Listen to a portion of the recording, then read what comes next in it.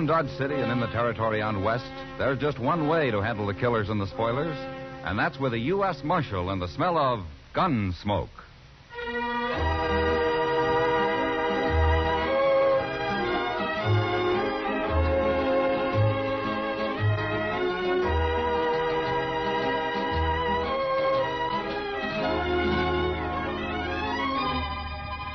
Gunsmoke, starring William Conrad. The story of the violence that moved west with young America. The story of a man who moved with it. Matt Dillon, United States Marshal.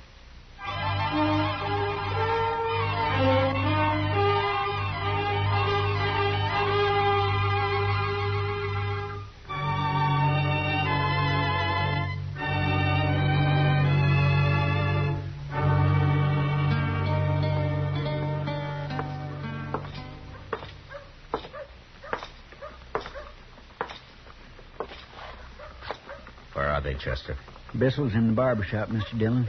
There's 3 of his boys waiting outside and a couple more in with him. All right. You think we might better take care of them separate than all together, Mr. Dillon? Can't take care of them at all, Chester, unless they do something. I'd as soon not wait for it to happen. Have they seen you? No, sir, I don't think so. I've been mostly around the corner here, out of sight. That's good. All right, keep me covered, will you? Now, here, you ain't going in there alone. Yeah. Now, you can't do that. They take one look at your badge and they'll draw. I don't think there'll be any shooting, Chester. Yes, sir.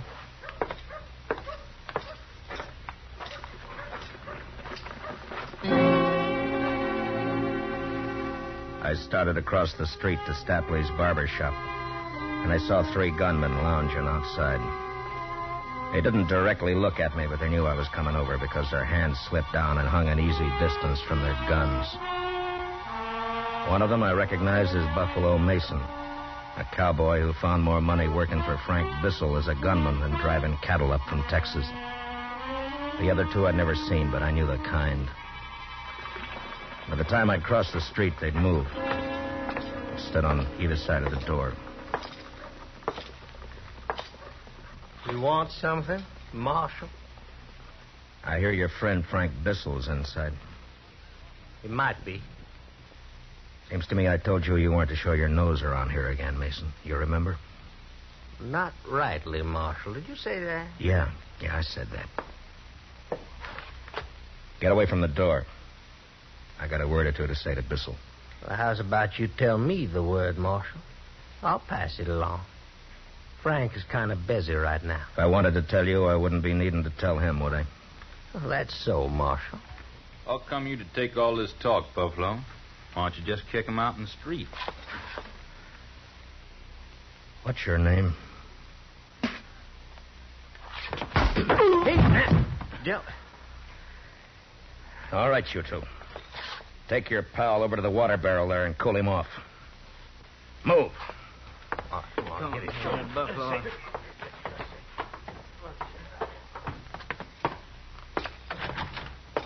Howdy, Marshal Dillon.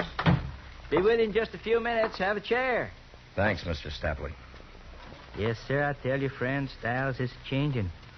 I seen in a New York magazine a center parting that'd knock your eye out. Sister of mine sent the picture out to me.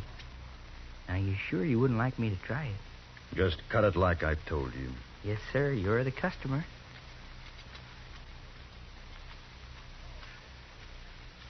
Tom, Yes, Frank? tell Mr. Dillon to step around here where I can see him.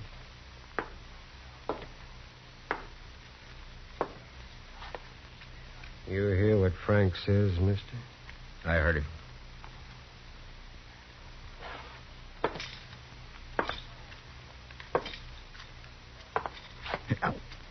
Take it easy, Barber. You're pulling my hair in the back. Oh, I'm sorry, sir. You know what I can see in the mirror, Mr. Dillon? A lot of things, I guess. I can see outside the door. I saw a friend of mine out there a minute ago. And I saw a fella whip him on the head with his 6-gun. That's funny. I saw the same thing. My friends don't like being buffaloed. Well, they should have done something about it. They should. Maybe they will. Maybe. Now, I got something to say, Bissell. Bissell? Frank Bissell? Keep on cutting, Barber. I ain't cut no killer's hair. No, sir. If I'd known who you was, I never... You heard him. Finish. It's all right, Mr. Stapler. You go ahead. Yes, sir. I know your reputation, Bissell, but right now I got no cause to arrest you. So far as I know, you're clean in this territory. But you're not staying here. As soon as you're through in that chair, you and your pals are getting out of Dodge. Well, we just got here, Mr. Dillon. We thought we'd put over for a spell. Here you got mighty fine entertainment here. It doesn't start till after nightfall, and you're going to be gone by then. Funny thing, Mr. Dillon, I've heard a lot of talk about you. Buffalo Mason says he had a run-in with you a few months back. I thought you were a different man to what I see. So? So, you're not much. Kind of windy, but not much. Tom, give the marshal a $5 piece and show him the door. That's for your duty, Mr. Dillon. Are you all through with him, Mr. Stapley? Yes, sir. I'm all through. Okay. Now get up out of that chair, Bissell. I knew what they meant about Frank Bissell when I saw him smile as he got out of his chair. It was the smile of a man who says one thing with his lips and another with his eyes. He reached down to his holster and then around to his pocket. Pulled out a bill and passed it to the barber. He'd made his move like he wanted to get me to draw. And when I didn't bite, he pulled his hat off the peg and came over to me. The two boys with him went past us and waited by the door. It's like I say, Mr. Dillon, my boys and I are here for some resting and playing. Now, if you want a private little war, you can start gunning for us any time you want. But you'll have to start it. You've got until sundown to leave town, Bissell. Marshal, you didn't hear what I said at all. Sundown. If you're still around after that, you'll all go to jail. We don't want any trouble. We want to take it nice and easy. You take it easy, too, huh? I'll be seeing you.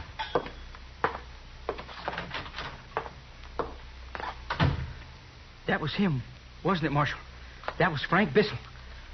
The Frank Bissell. Oh, Mr. Dillon, if you shot him in here, I could have put up a sign. Yes, sir. I sure could. Frank Bissell, shot and killed here by Marshal... I'm sorry I couldn't oblige you, Mr. Stapley. Good day.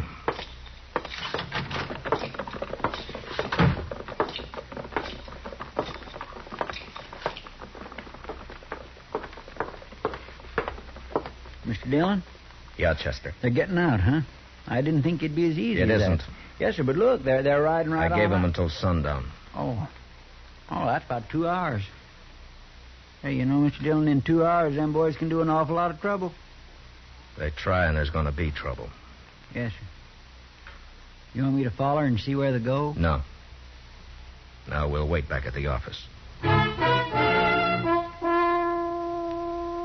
On the way back, I stopped at the saloons and told the boys to send out word if Bissell and his gang came in after sundown. I told them I'd be waiting in the office. When I got to the Texas Trail, Kitty was leaning against the bar, singing. A half a dozen cowboys were standing around, drinking, but listening quietly. It was a kind of a sad song. Home on the range, where the deer and the antelope play, where seldom is heard a discouraging word, and the skies are not cloudy all day.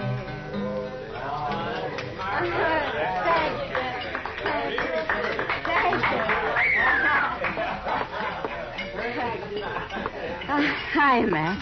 Chester. Evening, Miss Kitty. Kitty? Well, never heard that song before. Well, I haven't either. Fellow was in a while back, brought it by. He wrote out the words for me. It's nice, isn't it? Yeah, it's fine. Say, Kitty, there might be a little trouble tonight. Oh? Yeah, Frank Bissell and his boys are in town. I heard. It's all over town. I know. Let me know if they come in, will you? Sure, Matt. Okay. I'll see you. So long. So long.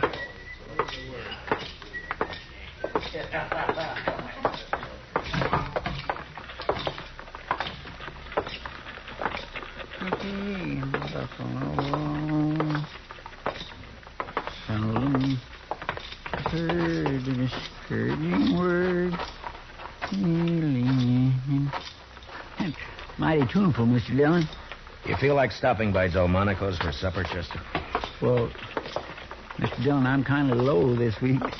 You see, I sent east for one of them new suits Mr. Hightower was telling about. You know, the ones that's got the vest and all? The thing cut away here and then fine and tight up here. I'm sure you'll look fine in it, Chester. Come on, let's get supper. I got money.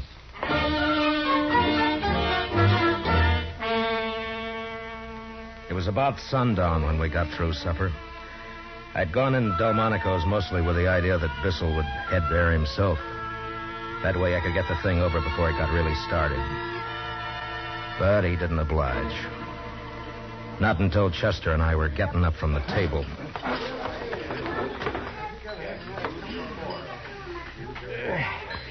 My gracious, Mr. Dillon. I feel swole up like an overfed puppy dog. You look like one. Mr. Dillon, look. Coming in. Yeah, I see him. All right, let's go. Man, I'm hungry. I could eat me one.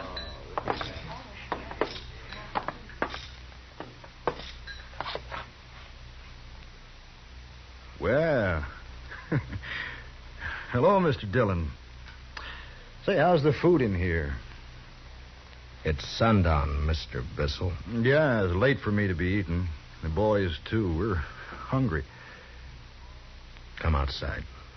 Mr. Dillon, we just came in for a nice, quiet meal. You don't want trouble with all these people in here, Mr. Bissell. Now, you do as I say outside. Come on, huh? You want to start trouble, Marshal? Buffalo, where's your manners? There's women folk in here that might get hurt if shooting started. Frank, you heard... You heard what I said. Besides, Mr. Dillon isn't going to do anything. He's just got to make noise like he does. So people will think he's doing his job. Well, Mr. Dillon, I sure would like to stay and talk, but... All right. All right, go ahead and eat, Bissell. I'll be waiting for you outside. Sure. You do that, Mr. Dillon. You wait for me outside.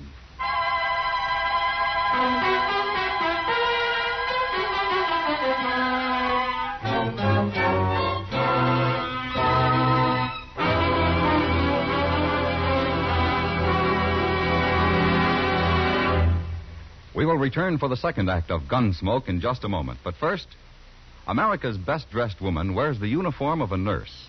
This uniform is a symbol of service to humanity and of an honored and respected profession. The nurse's uniform is an open sesame to many fascinating fields aiding the medical profession: research, rehabilitation, work with the men in service, to name only a few. Young woman, if you are a high school graduate, you can enroll now as a student nurse at your nearest hospital. Consult the Nurses Registry Desk or Collegiate School of Nursing. You can become one of America's best-dressed women and wear the uniform of a nurse. Now the second act of Gunsmoke.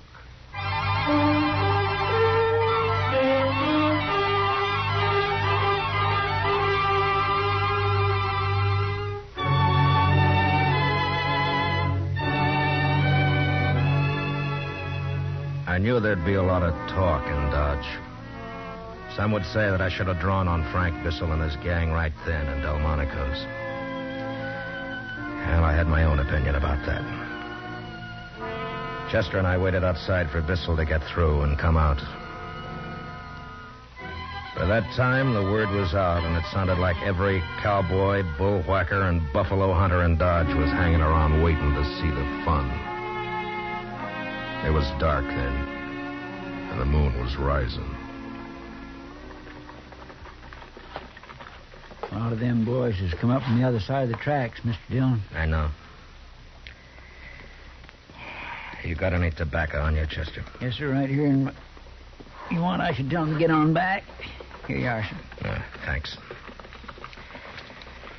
Now, I tell you, Chester, most of those men have come to a show. They want to see some shooting, some blood and killing. Well, seeing how long that's what they came for, I don't figure they'll want to be any part of that show. Yes, sir. What are you aiming to do when Bissell comes out? Arrest him. Fine Bissell $100 and the others $25 apiece. And lock him up for the night. Yes, sir.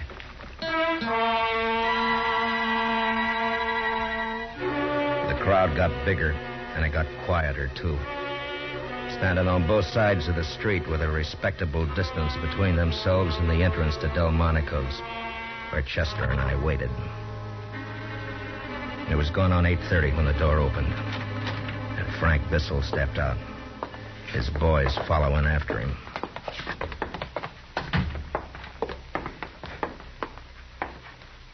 You still waiting, Mr. Dillon? I thought you'd be somewhere rolling drunk by now. You're under arrest, Bissell. And all of you. What have we done? We're real peaceful, you can see that. Come on, Frank. Let's get down to the Opera House. Hand over your guns. Mr. Dillon, I never done that yet. I don't expect I'm going to do it now for you. We're calling your bluff, Dillon. 6 of us. Go ahead and start it. Go ahead.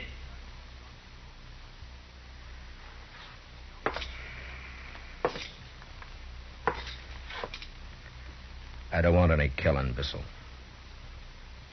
Now you come in quietly. No, Mr. Dillon. I'd made up my mind even before he answered because I knew he wouldn't back down. And the crowd was watching. And in that same second, through the window of the restaurant, I saw the figures of 2 women and a child making for the door. They were right in line with any shooting I might do. Bissell and the others were directly in front of them. And now they had their guns drawn. And mine was still in its holster.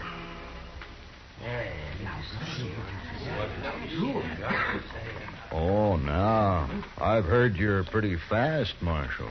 With talk, Frank. Lots of talk, that's all. Sure. Now, you be a good fellow and go about your business. We're going down to the Opera House. Don't come looking around because next time we might have to be real painful with you.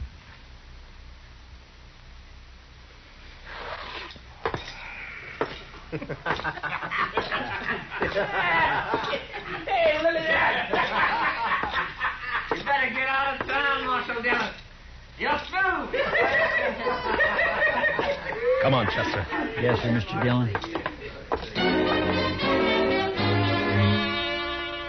I'd made 2 mistakes. First going to Delmonico's and figuring I could bluff him out of town without any shooting. And then not getting Bissell away from the restaurant door before calling him. And it wasn't good. A lot of drifters in Dodge were going to take advantage of the situation before the night was out. Law officers don't live long when they make mistakes. Chester and I headed for the Texas Trail. You going to let them get away with that, Mr. Dillon? For a while. My gracious, Mr. Dillon, they spit right in your eye, every one of them. You ain't going to take it, are you? I made a mistake, Chester. Now I got to make it right. Yes, sir, I know, but this will be all over town. Mr. Dillon, will you tell me why you didn't draw and get it done? I had my reasons, Chester.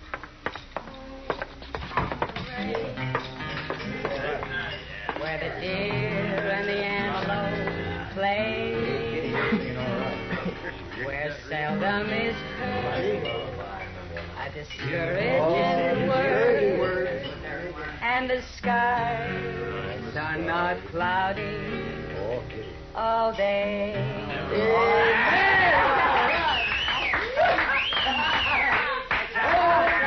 Matt, I heard you were waiting for Bissell over at Delmonico's. I was worried. Everything's fine, Kitty. No, it ain't fine, Miss Kitty. That Frank Bissell drawed on Mr. Dillon and... And what, Chester? You said you had your reasons, Mr. Dillon. Join us for a beer, Kitty? Sure, Matt. You didn't get him out of town? No, not yet. Oh. They liked the song. Did you hear it? sat in the Texas Trail. Chester nervous and looking to the door every minute or so. And as a cowboy drifted in, and then another, and a couple more, I could tell that news of what had happened outside Delmonico's had spread. That's the trouble with a reputation. You build it or you get it built for you. It's like a trap. You gotta stay a step ahead of it. If you don't, there's always the question. Even with the people you think you know real well. Like Chester and Kitty. And I knew they were wondering why I'd backed down. About a half hour go by, which I calculated was enough time for Dodge to make a hero out of Bissell. Then it was time to go.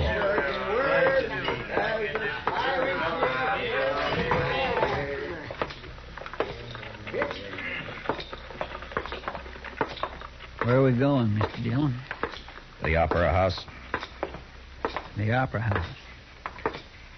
That's where they've gone, ain't it? That's right. Well, good. I want you to stay out of this, Chester. Oh, now, Mr. Dillon... You heard what I said. Yes, sir.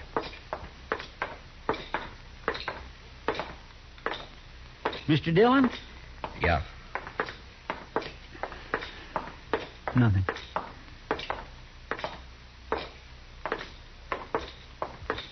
Now, remember what I said, Chester.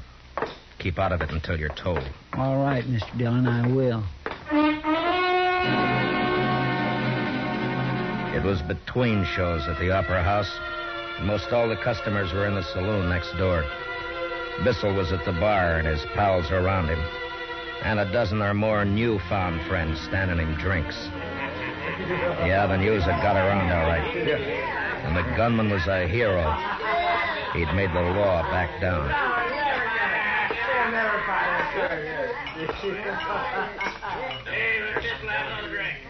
Hey, look who's here, boys. Hey, Frank. Look here. Marshal Dillon. Didn't I get through telling you a while back? Are you drunk, Bissell? I never get drunk, Mr. Dillon. Well, I'm glad to hear it.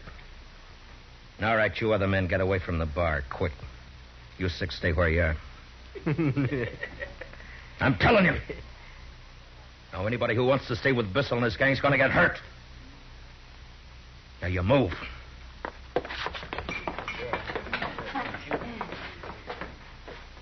He sure is tough, Frank. Okay. Mr. Bissell. Draw. Oh, now, Mr. Dillon. You don't want me to do that. Yeah, leave me do it, Frank. I need the practice. No. No, wait a minute. No, I think he means it. Sure, Mr. Dillon. I guess I have been riding you pretty hard. Sure. Anytime you... Well, when are you going to draw, mister?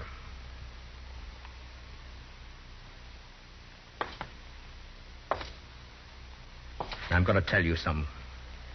I could have hit you in the belly as easy as making a hole in the wall. But I don't like killing. Now, you're under arrest, all of you. Chester. Yes, sir. Keep them with their arms up. Yes, sir. Now, you. Take off your guns, Bissell. I said take off your guns and do it now. All right, put them on the bar.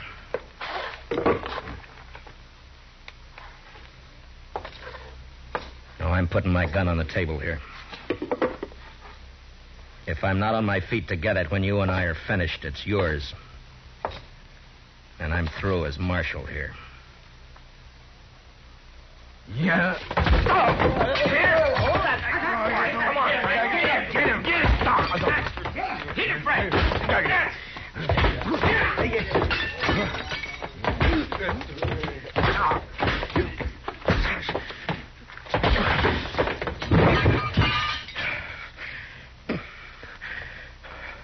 Mason, you pick him up. You help him. We're all going down to the jail. Let's get Carry him with you.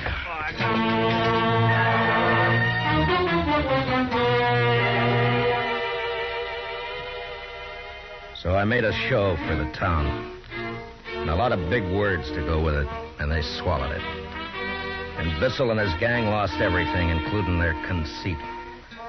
We put them in jail overnight, and the next morning each man was fined $25, Bissell $100. And they rode out of Dodge. I'd be a liar if I didn't admit I did a little more than my job when I threw my gun away and worked Bissell over with my fists. He was a hard man, and I might have lost. Except that I had my reputation to think about.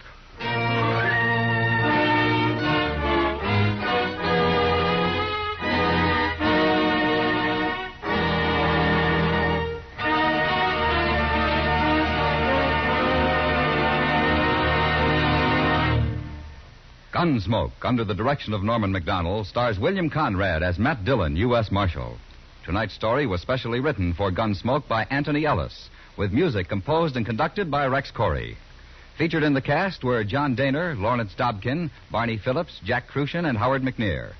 Parley Bear is Chester, and Georgia Ellis is Kitty. Gunsmoke is heard by our troops overseas through the facilities of the Armed Forces Radio Service. Join us again next week as Matt Dillon, U.S. Marshal, fights to bring law and order out of the wild violence of the West in Gunsmoke.